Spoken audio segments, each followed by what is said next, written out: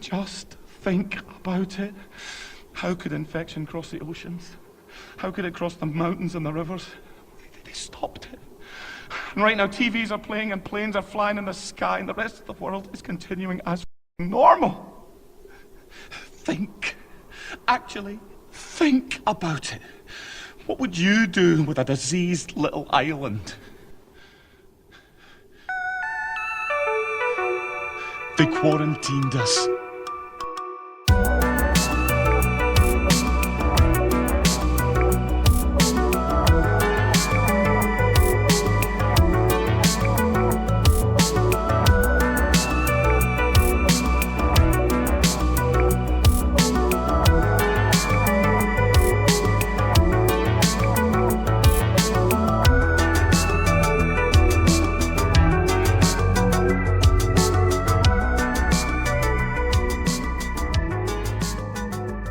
Welcome to the Perfect Movie Podcast, the podcast that asks the question, what if zombies run real fast?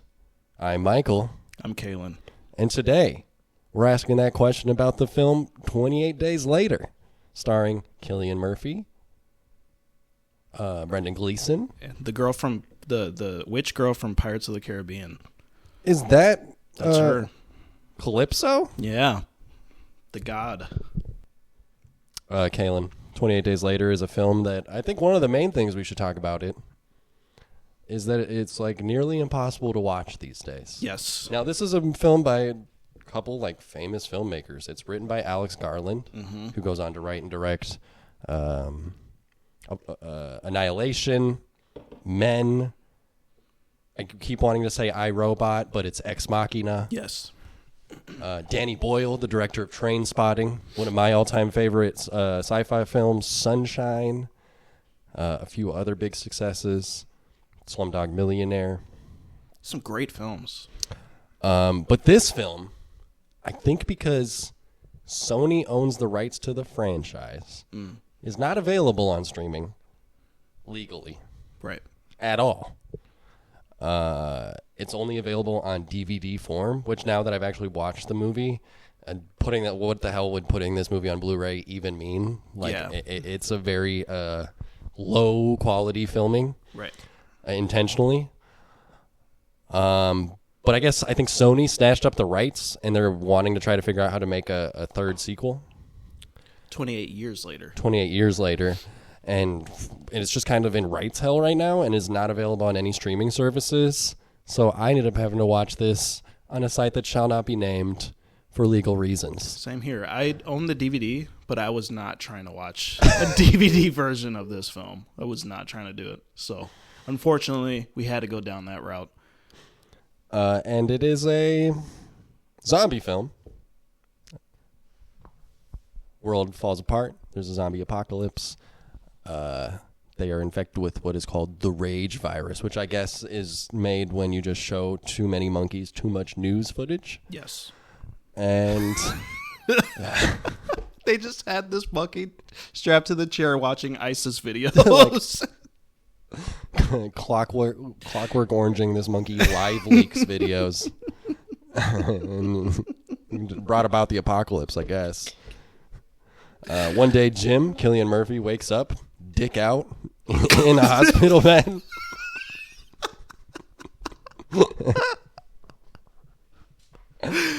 Apparently 28 days after the apocalypse has happened, and he shambles his way out to the streets of London. This is a English film. And things go on from there. He meets up with some survivors. One of the main ones was Selena, played by Naomi Harris, a.k.a. apparently Calypso from Pirates of the Caribbean. Eventually, he meets up with Brendan Gleeson and his daughter, Hannah. And then eventually they go on a road trip to go to this military base where they're also having a Dr. Robert Neville-esque radio message where they say, we are the key to the new future. Come, and that is the film. In a nutshell, yes. Kalen, what do you think about 28 Days Later? Oh boy. I liked it. We talked about this earlier, and you were pretty. We were pretty polar opposite on this. I didn't hate this film. I thought it was super ugly, but learning that it's a stylistic choice, I'm not as mad about it. I saw this movie years ago for the first time. I couldn't tell you when, but the zombies in this movie freaked me out.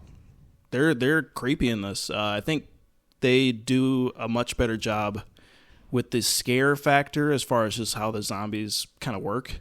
A lot better than a lot of like your George Romero stuff or even Walking Dead kind of things. Something about people being sick just kind of rubs me the wrong way. And it's like they're not undead or whatever. They're just sick people who want to murder you. That's kind of fucked.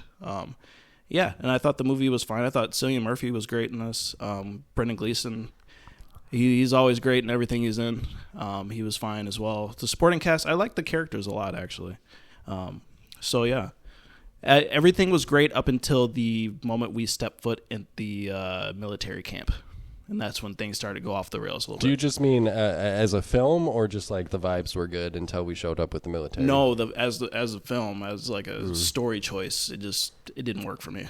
So my general take on this film is I found it to be ponderous and lame. I get what we're going for, and I respect Alex Garland as a writer. He likes to deal with heady ideas. To me, this film just completely missed the boat on making these characters somebody I cared about. Wow. So when we're doing all the typical apocalypse shit where, you know, things go left, they end up in dangerous situations, they end up in really like, you know, we get to the back half of the movie that's really doing the classic apocalypse. The real monsters are the humans. Yeah. Stuff. All of that. I was just like, I don't know if I actually like or care about any of these people. I don't feel like I've gotten to know them. I feel like I'm along for the ride, but it's a ride I'm not that invested in. Interesting. And I just felt, I mostly just felt that they were not given the moments, like we talked about films The Road previously or Children of Men. There are moments where we sit down and we talk, and in this film I feel like they wanted to fast forward through that, and there's like a montage where, you know, they're laughing and they're making faces at each other. They have that whole scene when they're in the grocery store. When they're in the grocery store and they're shopping together, and they do the like, it just feels like they wanted to speed through that legwork and not actually give us any of those moments so we could have, I guess, more tense moments. Right. But when we're in those moments, I don't care because I don't care about any of these people. Is mostly what it came down to for me. Interesting. Because I liked the characters a lot, actually. Just at least the initial group. Yeah. I liked. But they also made some very stupid decisions that could have been avoided. And so, yeah. But, all right. Let's move on to performance test. It was the performance of a lifetime! This is where we talk about aspects of the... this is where we talk about... aspects of no, that's not what we do. Wait. It's an art, bro. That's why I stopped. Oh, shit. The performance test, we talk about our favorite actor, scenes, characters, and moments. This has the best ape attack I've seen since Nope. Although chronologically, this would way predate Nope. It has the best ape attack since Bump on the Log of the Whole of the Planet of the Apes. It has the best animal torture scene since the montage of the Hulk 2003. Oh, the dog attack, yes. Yeah, okay, so this movie, like I said before, just a lot of bad decisions from a lot of people. Mm-hmm. A lot of things could have been avoided. Number one, what are they, activists? The, like, PETA activists? Yeah, coming into this like laboratory where they're experimenting on a bunch of apes and just being like, we're just going to let them go. And they're cornering a scientist, and he's like trying to explain to them, but he's like being so vague about everything. Just say they're fucking, if they bite you, you're going to get fucked up. You know what I'm saying? It's not that hard. But he was like, they have the rage and, you know, being all mysterious. But just little things like that. Did we mention Cillian Murphy's? We mentioned Cillian Murphy's dick. His penis. Yes. His ass also features heavily in this film, and ass has been a ongoing theme. Did we mention ass in I Am Legend? No, but I believe we do see Will Smith's ass. He's showering, right? I meant to mention it. Yeah. So this is 3 straight asses. Kaylin, eyes on you because you picked these movies. I did. Were there asses in Escape from New York? I can't remember. I don't there's think boobs. There's boobs. I don't think we see any boy booty. Damn. Although there is, they have the like little play that they're going on. You know. Oh yeah, cross dressing. Yeah. All right. Anyways, 28 days later. This is like if the apocalypse was a skate video. Like like an old YouTube skater Actually, video though. or like on MTV. Yeah. Because it's filmed in like a this like mixtape. this super digital, super grainy, like it looks like you fucked. like you need to whack the side of your TV to fix it. And that's kind of the whole vibe of it. I do love the scene where he like the opening is good. That's the part everyone remembers, I think, of this movie is when he wakes up and they did this very practically. They were shutting down city streets, guerrilla style, and shutting them down for like 2 minutes, or getting up at the butt crack of dawn and just hoping for the best. Throwing a bunch of papers on the ground. Yeah. And as Cillian Murphy's just kind of wandering around the empty streets of London. Occasionally they're shot at like really low or really tight angles that I think is mostly to just hide anything that's outside of that. Yeah. But they do manage to do the empty London thing without having to do all that extra work that I Am Legend does, where they're doing all kinds of digital effects. Like there's no real digital effects in this movie as far as I can tell. No. It's all... Well, there's a few towards the end. There's a couple, we'll but get to that. It's mostly practical. Like the rage zombies are just people in makeup. Yeah. And the empty roads are real real like crashed cars and props and stuff, and not like. But you could tell they couldn't do that for long, so they moved it all to the country. Yeah, they're like, we're gonna leave the city, and drive. Or like they look across the cityscape and they see. So eventually, Cillian Murphy catches up with. What's her name? Eventually, Harris. Yeah, with Naomi Harris, who is Selena, and then she has a friend who is Mark, I believe. He looked familiar, whoever that guy was. So there's like a duo that are running together, and early on in this film, I was like, oh, is this just going to be a movie that kind of doesn't do the zombie tropes where everybody's evil? Because the first couple of people that Cillian Murphy runs into are both nice. Yes. Naomi Harris, she's standoffish and kind of like, well, you got to learn what the fuck's going on now. Otherwise, I'm going to leave you. Yeah. But she's not, going to like curb stomp you and take your stuff. Right. To be better off. When they show up at their apartment because they see these like Christmas lights shining on the high rise. When they show up there and make it up there, he like greets them in like full like SWAT team. Yeah. He's got like a riot shield and all that stuff. And then he gives them this green liquid or whatever. In all zombie fiction, the use of armor is very underused. Like, people should be in SWAT gear all the time. That's all I'd wear. Football pads, thick, just like, I don't know, duct tape, toilet paper rolls to your arms so you can't get That's what they bitten did in through. Walking Dead. They would put like magazines around their wrists and stuff. I was like, that's smart. Yeah. And Brendan Gleeson and his daughter, they're both like kind, and they want to team up, and they eventually get to the radio. They hear the radio signal, and then it becomes a short road movie as they move over to meet up with the military. Yeah. Brendan Gleeson, I mean, he's always been a great actor, is a great actor. He's quite a bit younger than I have seen him in most of his roles. This must be early for him. I don't know if you have anything to say about him. Again, this is where I say not a lot given as far as like character. Like, he's a dad who loves his daughter and wants to go there. I don't know what else. I mean, that's all there was to it. Yeah. There really wasn't anything else. Also, like, I don't know. We'll get to it and let the hate flow through, but there's a lot of just decisions that characters made that it was just like, come on, dude. This is like, you're just doing this to set up an action piece, or you're doing this to set up whatever. Yeah. It felt kind of lazy in certain aspects, so yeah. His character was fine. His daughter was fine. She didn't really have much to do other than like get stoned at the end and just be kind of weird. She had a couple moments. She became like a fortune teller. Yeah, at the end, she's like, when she was off the Valium. You're all going to die, or whatever. Cillian Murphy became like Splinter Cell or whatever. Like, this was his Batman audition. Yeah, literally. Yeah, there's a lot of weird stuff in this movie. It's not your like typical zombies thing. I don't know. It's so interesting. And it's a lot slower than I would have liked it to be. And actually, it's funny because 28 weeks later, it kind of went the exact opposite route where it went full action. And I think that it works better in this context with the subject matter. But for a zombie film, I think it's so different, and that's why I kind of liked it.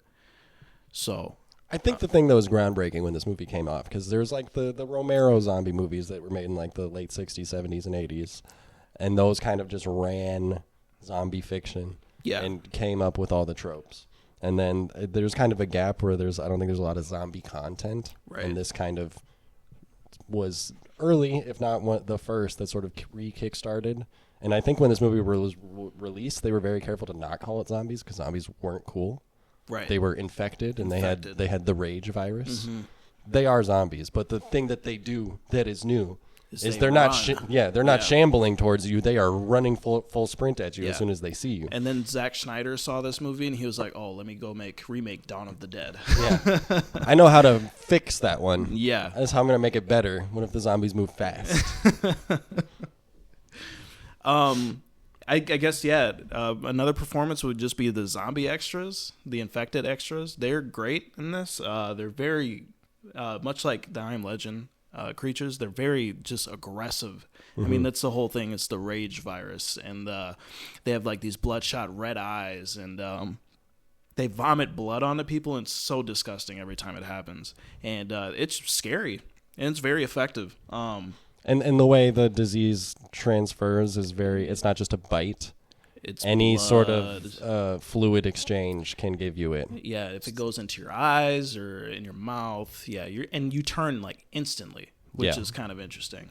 So it's kind of a fucked situation. And they use a film trick in this with the zombies, where I think they're removing frames when they're shooting the zombies, so they seem even more jittery than they are, because instead of whatever frame rate they're shooting at, they're removing every second one, so the movement is a little more herky jerky. I was going to say it looks pretty choppy when there are action scenes like that. And they do that for all the zombies, and then when Cillian Murphy starts going rabid at the end and turns into Batman for the last 20 minutes, they also shoot him that same way. If you notice, like he gets framed and shot just like a zombie would, because he's like, if the virus is rage, this man is filled with rage, and he doesn't have the virus. Well, it goes with the whole thing that the Colonel was saying, where it was like, as far as I remember, humans have always killed each other, kind of thing, or whatever. They've always had that rage in their heart.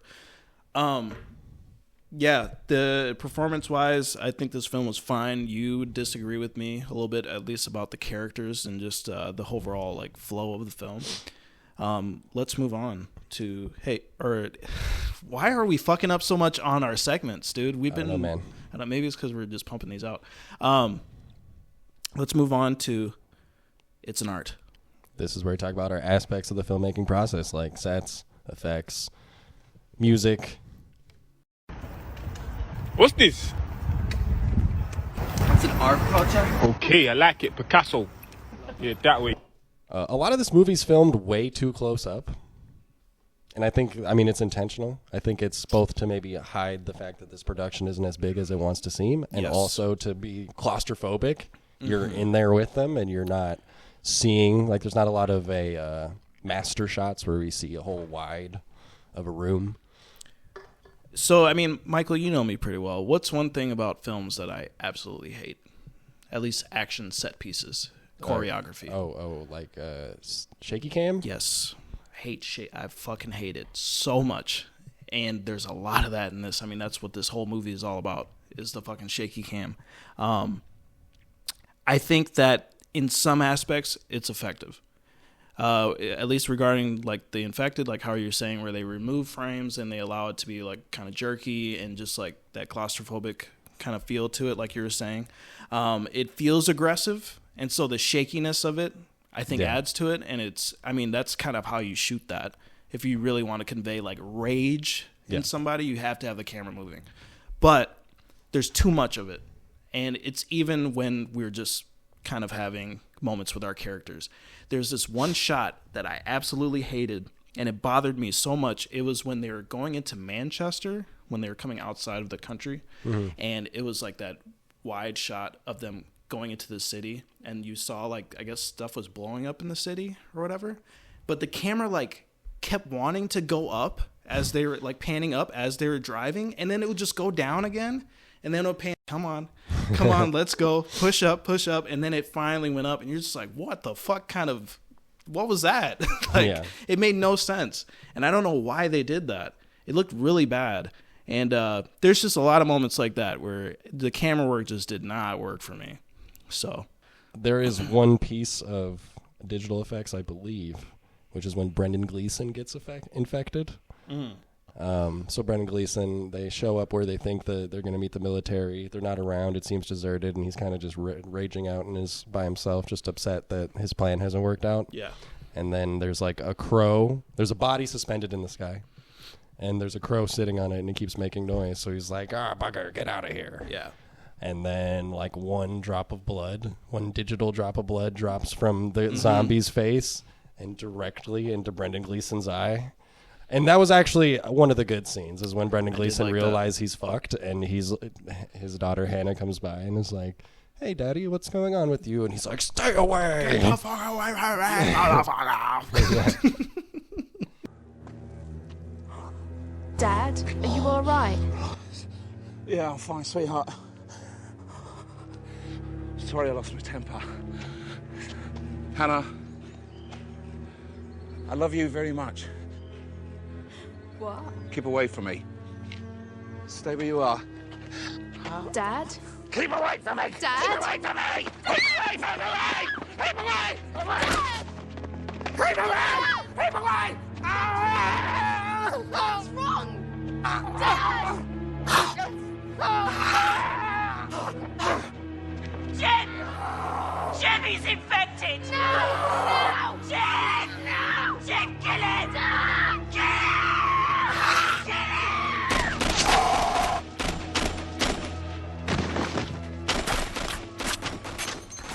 And yeah, he's immediately turned in the next like 30 seconds, and then it gets mown down as all the military guys arrive. You have a thing about eyes, too. It's true. Yeah. That scene made me uncomfortable as well. Yeah. Yeah, that's a great scene. There's some other like scenes that I liked a lot. Again, the opening with Killian. Do people say Cillian? I want to say it's Killian. Okay. I say Cillian, but I think I learned that it was Killian Cillian during Murphy. the Oppenheimer Love Fest. Okay. Cillian Murphy's wandering through London. He goes inside a cathedral, and there's this shot, and you can't even see really what the fuck is going on because it's so dark. It's so dark, number one, and then the camera is just so shitty. I guess it's a bunch of bodies laying in like the common area of the church, and he like says hello, and these two not like infected just pop up, and they just stare at him, and that visually really caught me off guard, and it really made me feel uncomfortable. Super effective scene. And then when the priest opens the door and he's flailing around, that was a great scene. And I liked how like the little touch of like these infected, they still have like some semblance of like person left in them, where they're kind of like they're staring at him, but I think they're also trying to find a way to get up to him. Like there's no clear cut way of like how to get up to that little ledge that he's on or whatever. Yeah. I just thought that was a nice little touch. It adds a little bit more to this like lore of this infection or whatever. Thought that was great. Yeah, when he's scrambling up the stairs of that cathedral, there's a graffiti on the wall that says, "The end is extremely fucking nigh." Yeah.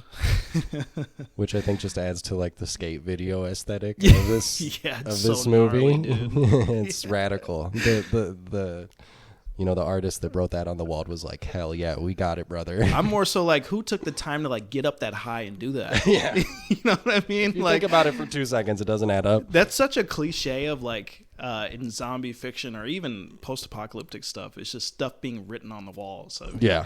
there's all that in The Road or whatever. I think thinking in like Walking Dead there was an infected inside or whatever. BioShock? Yes, BioShock. A lot of video games as well. Yeah, that's one funny thing is The Walking Dead ripped off that whole. 'Cause I think the comic came out after this film. They stole its whole flow. Bar for Word bar, word. word for word. The whole hospital thing where Rick wakes up from a coma and he wanders around the hospital and wanders around Atlanta or wherever the fuck he's from. I want to say I looked this up, and the writer of The Walking Dead claims to have not, Yeah, all right. that it wasn't a ripoff, but that's what you would say when you rip something off. Yeah, for real. Come on, bro. That's my bar. shit. He copied my whole fucking flow. That's kissed me through the phone. He copied my whole fucking flow. Word for word, shit. bar for bar. Yeah, there's a lot of great moments in this.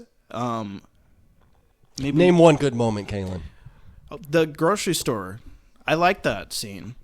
I thought that was a nice little break from the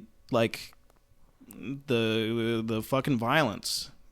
I thought it was nice. Also, I was like, what are like the rules to this as well? Because it's like if you make noise, if there's light of any kind, these things are rushing everywhere. But these motherfuckers are like walking around, banging stuff around, yelling at the top of their lungs, talking loud. Like, I didn't really. That's like some of the stuff that was like, okay, that's kind of like a continuity kind of error, where they're just kind of wandering around everywhere and they're just making a lot of fucking noise, and then these things aren't anywhere to be found.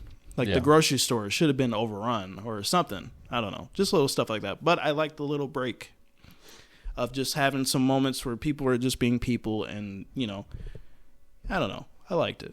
But again, if we're going about my problem is it's yet another montage of people laughing and smiling, but not like actually having the character moments. Well, you have that with like the scene where they're having the little fire and they're kind of talking or whatever. They're just like, Dad, why can't I pop these prescription pills? Well, I she mean, says. Yeah, I get it. But it's like, those are the moments where it's like, you don't have to be saying anything profound. You're just kind of with these characters and you're just kind of like feeling what they feel. Where it's like, I can't fucking sleep. That's a normal thing for most people that can relate to that, especially when you're in a stressful situation. Yeah. I don't know. Just little stuff. I appreciated it, that little, those little moments. But this is the Pepsi-fication of the apocalypse. Pepsi is heavily featured. Pepsi makes some appearances in this film. Yeah. The soundtrack is all this like kind of alt rock stuff going on. There's a lot of like just wow, like guitars going on. The big instrumental at the end is like one that's used in films quite a bit. That's that one. You remember the, Kick-Ass used that in the scene where what is his face? Nicolas Cage's Batman or whatever is like kicking ass. They use that soundtrack. I've heard that in a lot of different things. I forget how it goes, but take it away whenever you're ready. All right, let me just get that last measurement on your. Thank you. I need this for the wedding. Okay, well I need it really quickly. It could take about a week to do. It could take a week. Mm-hmm. So what are you trying to say? He's trying to say that I'm so big, my bum is so big, you need to order to various countries far away to get enough material to make a pair of pants so I can fit my incredibly obese buttocks into a pair of your specially made little suit. No, I mean I'm the only one working here this week. Oh, okay. Oh, well, that would be great. Mm-hmm. This is where we're going to go to say that the men are bad. yes.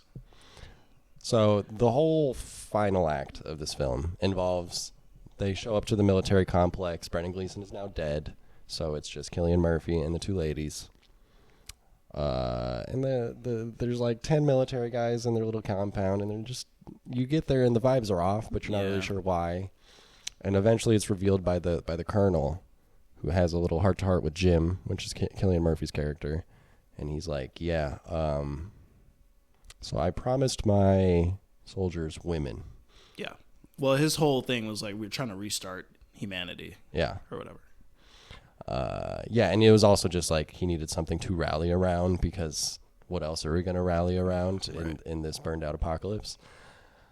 So essentially they're like, yeah, so now we're going to play house in our little mansion, and we're going to have these two women that, essentially, while we're being crass about it, just rape whenever we like. That is going to be our plan. They're going to be our housewives, whether they like it or not. And Cillian Murphy and one of the soldiers who is not on board with this whole plan, his whole thing is like, actually, we're an island. We're probably quarantined and life is going on everywhere else. You can't restart the world when the world is still going. Right. They're against it, and eventually they get marched off to get executed. And Cillian Murphy, and this is one of the other things that I don't understand, just really does turn into Batman at the end. Yeah. And is swooping around and like bludgeoning men to death in a way that he had never shown himself to be like this. It's not just, I understand the anger and rage part, but the fact that he's so good and skilled at it and everything works out for him is the part that I mostly have a problem with, where I'm like, why is this guy so good at murdering people? I saw him 45 minutes earlier cry because he had to bludgeon a boy zombie to death. Right. This man, his left turn, I understand his motivation, but I don't understand why he's so good at this job. Well, I think it's like the whole giving into your primal urges, the rage aspect, where it's like, this is always in us. It just needs something to bring that out. Yeah. You know? I mean, maybe that's what it was trying to convey. That's definitely what they're trying to convey, but I just think functionally, why is he so good at this? Yeah. Why and these are like trained soldiers. Yeah. Yeah. It doesn't make a whole lot of sense. Like he takes down like the whole encampment basically between himself and the one zombie that they have chained up in the garden or whatever. Mm-hmm. Was it ever explained why he was in a coma? I think they say he was a bike. I think he was a bike courier, and he got in some sort of accident. Okay. Because I was like, was he like a former military guy or something? No. Okay. He was definitely just a dude. He didn't have any special skills. Okay. They weren't like, oh, it's Jim. We all know about Jim. He's known for his special skills. Yeah, and so I mean that's when this whole movie went off the rails a little bit. Yeah, that it seemed unnecessary. And also, like, the soldiers, where they're kind of, like, going insane after only 4 weeks of this shit, didn't really make a whole lot of sense either. I get it. It's, like, extremely stressful situation, but I don't know. And I get the idea. Like, I appreciate the idea of, like, yeah, the men are the worst. And I almost appreciate the fact that it's so blunt about it. Like, actually, we're just going to be doing a lot of raping and reaping and, like, repopulating. Yeah. That is our plan. Yeah. This is what we're doing. And it doesn't, like, tiptoe around it. But when you add that to a movie that I already felt didn't like deal the cards enough to like get me to care about these women characters, not that I just because I don't care about these characters that I want them to be raped, but that I'm like, well, if this is going to be such a crucible turning point, I should really like know more about these two, and like maybe even like follow them a bit more in this story, right? It's very, I guess, maybe it's very man's perspective because it's also about basically Killian white knighting his way and getting to play house by himself with the lady and the girl at the end of the movie. At the end of the film, yeah. It's really, that's bizarre. It's very strange. There's alternate cuts of this movie. Apparently when it was shown, they even had alternate endings. Where he dies. And there's one where he dies.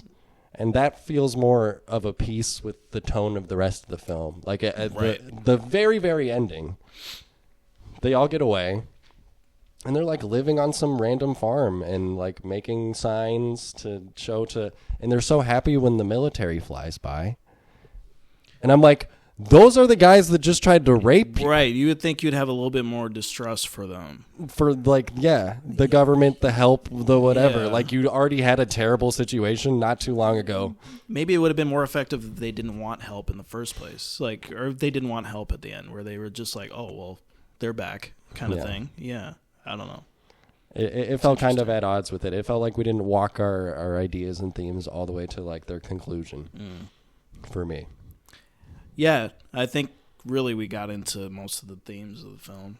I don't think it's really trying. Maybe like again anti-vax stuff, where it's like not even anti-vax, but it could be also the PETA stuff, or just you could throw a bunch of shit in there. Wait, Kaylin, I promised I was going to mention 9/11, and I haven't yet. Oh yeah, go ahead. I'm interested. This film started filming on September 1st, 2001. Oh wow. And all that early London stuff was filmed in those early days because they wouldn't be able to get those passes or being able to like close down these streets. They wouldn't have been let near any of these landmarks. Right. Past that point. And nothing about the story majorly changed, but there is one key scene that was intentionally made to reflect post 9/11, and it's when Cillian Murphy walks up to that wall and it's filled with all the like missing people flyers. Yeah. Which was like a real thing that you saw across Manhattan. Post 9/11 of all the people that they didn't know whether they were missing or dead after the building collapse.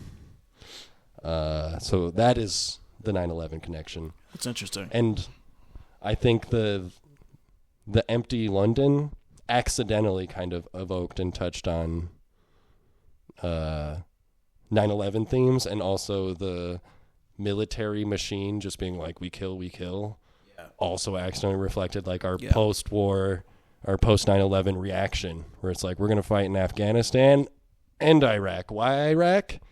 Don't ask too many questions. What are you, a real American? Right. You know? And like in America, the Iraq War was like generally supported, but like in Britain, which also became a major part of the Iraq War, it was not that popular. I think because they were like, wait, what does this have to do with that? Yeah, for real. So it accidentally, I think, tiptoed into waters it didn't even know it was going to as it started filming. So can we go to our second to last segment? Let the hate flow through you. Let's do it. This is where we air out our annoyances and our complaints. Good. Use your aggressive feelings, boy. Let the hate flow through you. We already touched on earlier just the camera work in general. It's very just kind of ugly. It's funny because I was just reading a lot of stuff online where people really liked the way it looked, and I know it's going for an aesthetic thing, but it just didn't work for me. And it's especially evident at the end where they use a completely different camera to showcase the hopeful aspect of the film, which is them being rescued by the military. So in the closing of the film, they use a Canon XL1 camera. So the visual aesthetic was a lot different because you get that pretty normal digital look from most films that you get. But in the actual film itself, when it's a lot of the violence and stuff, they're actually using digital, like handheld digital cameras. And I just found that really interesting because you watch the end of the movie and you're like, wow, this is what a movie looks like. And this whole film could have looked like this. And I know what they're going for, but I just don't think especially when you put that scene in at the end, you're just like, this looks so much better, dude. Like, It's just interesting stylistic choice, and I kind of wish they didn't do that, but I also get it. Like, you're showcasing two different spectrums of emotion, rage, and then you're showing peace, and hope. So I get it, but I wish the whole film would have looked like the ending, personally. Yeah, the digital, I mean, it's certainly a choice. I don't know if I care much about it either way. I think it is funny that this is a movie that's kind of like fell out of print and doesn't have a Blu-ray release, but then I think, what would a Blu-ray release look like? Either they're somehow like digitally making it a way cleaner movie, or it just will look the fucking same. Like, yeah, because I don't know, like having it in 4K wouldn't change anything because it's shot with like, I don't know. I mean, there's some scenes where you're literally like squinting trying to see stuff. You're squinting through all the fuzz, yeah, to try to figure out what you're seeing, and some of that's intentional and some of that is to build setting. But I mean, it's certainly a choice. It's certainly unique. Yeah, for sure. And that unique is Minnesotan for I don't like it. Yeah. So some of our characters just make dumb decisions in this movie. The whole sequence when they're in the tunnel. They're driving through the tunnel, and he just decides, instead of maybe trying to find a way around, I'm just going to go over all these cars and hope for the best. And I'm like, you're in such a fucked situation where that's just not rational, dude. Like, and then they end up getting their tire, like, popped. And I'm like, what did you think was going to happen? Right. That's probably the best case scenario of getting through that is your tire popping and not something else happening. But it was just stupid. You didn't need that, and all that served for was just to set up this intense sequence where the infected are coming and you have all the rats running through or whatever. I don't know. I didn't really care for it. I found the line delivery for our character Hannah was a bit lacking. Yes. She was clearly the weak link of the group. I mean, she is the child actor, probably a teen. Dad, are you all right? She might have even been a teen adult at the time this was filmed, but it's just not great. And then I thought it was so bizarre when she takes the drugs, and then it's like now she's the fortune teller of the group. Like, I understand the like I popped too many pills and now I'm saying shit I probably shouldn't. Yeah. That maybe I'm really thinking. Yeah. But I was just like, what? Why? Well, that's why the train this? spotting aspect. Why now? That's the train spotting stuff coming in. The director for that. This is the train spotting-fication of the zombie apocalypse. I also kind of thought like Cillian Murphy did look like one of those train spotting dudes. He just looked a little grungy. Like he's always got his hood up. Yeah. And those bright blue eyes under there. Yeah.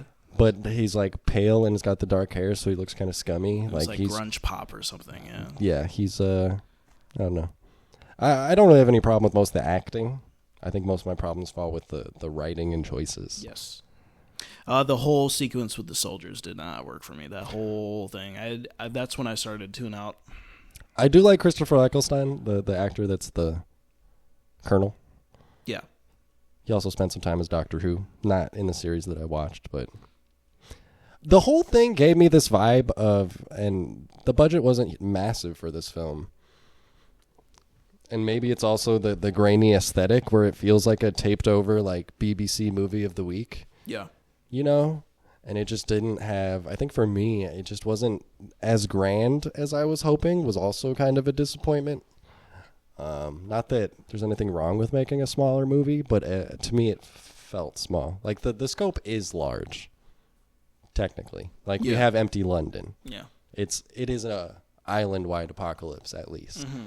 But the way that it is shown feels a little less than what I was promised. Right. You know the whole sequence where the guy that was initially part of their group that died, where he was like explaining what happened to his family and how they're all at the train station and a mob of people. There was like 20,000 people or whatever. I was like, I would have liked to see that scene because it sounded tense and it sounded like something you would put in a movie. You know what I mean? But yeah, I get it. It's like, you know, you don't always want to show. You can tell a little bit. Then also just like some exposition dumps here and there that were just kind of like, all right, we could probably figure that out ourselves. There's just some kind of odd choices in this film, but apparently it's a cult classic, and a lot of people really love this film. So not hating on you if you do. We just have our own opinions regarding Just don't respect you much if you like this movie. I'm just kidding. People love 28 Days Later. Maybe it was just a bad day for me to watch it. Maybe I'll watch it 28 days later from now, and I'll have a different opinion. I mean, I personally thought 28 Weeks Later was better. Wow. And that's the one starring Jeremy Renner. Oh. Yeah. Everybody's favorite English bloke. Anyways, let's move on. Should we ask our final question? Is this a perfect movie? It was the performance of a lifetime! No, it's not. Nar. If I was being British. Nar. Nar. Not a perfect movie. What do you think? Nar. No, it's not. I think it definitely... This is something we didn't really touch on either, but it definitely kind of paved the way for a lot of these zombie things that we see now, where it's like we don't always get the undead things, we just get people who are kind of sick and fucked up, and I think that kind of works a little bit better. It's a little bit more believable and makes it a little bit more scary. I said it semi-jokingly earlier, but I do think it is like... The thing that was groundbreaking about this film was the what if zombies can run, and that was like enough to differentiate and carry this. Like that was a new enough idea in 2002. Boost it into popularity, yeah. And now I don't think it is, and part of that is because I've watched things that probably were aping 28 Days Later in its execution. World War Z, which was like, what if zombies also made piles? And they climbed on top of each other like ants or something. Yeah. What if Brad Pitt was in a movie where he took a plane to somewhere to get a thing, and then they said that thing is somewhere else, and then he took a plane over there. And then the plane crashed, and he was the sole survivor of that plane. It's just... What if Brad Pitt was married to the lady from The Killing? I think that just goes to show zombie fiction is just oversaturated, and it's just too much. I, for one, loved the Walking Dead series, at least the first 2 seasons I really liked. And I think that's when it kind of went back to its roots of like the shambling undead, and I thought it was great, at least those first 2 seasons. Yeah, zombies have kind of slowed down now. We don't see a lot of zombie stuff as of recent, besides like more Walking Dead spinoffs or whatever. But who knows? Maybe it'll be a comeback eventually, and it'll be something different. A different take or a different spin on it. I don't really see how you do anything different, but you never know. I did see a poster that was one of the most ugly things I've ever seen. Then I'm trying to remember the title. I think it's The Walking Dead let me do that again. The title was The Walking Dead, the Ballad of the Ballad of Daryl Dixon, and the Ballad of the Ballad of Carol Baskins, or whatever her name was. Yeah. Carol Baskins is somebody completely She's the different. Tiger King. Yeah, the Tiger King. Yeah. It's just endless Walking Dead ripoff or spin-offs. Yeah. It's ironic that it just won't die. Do you want to? If you want to see a good running zombie film, you should watch Train to Busan. It's a Korean film. It's good. Good. So yeah, next week we will be doing Escape from New York. So look forward to that one. Catch you on the flippity flip.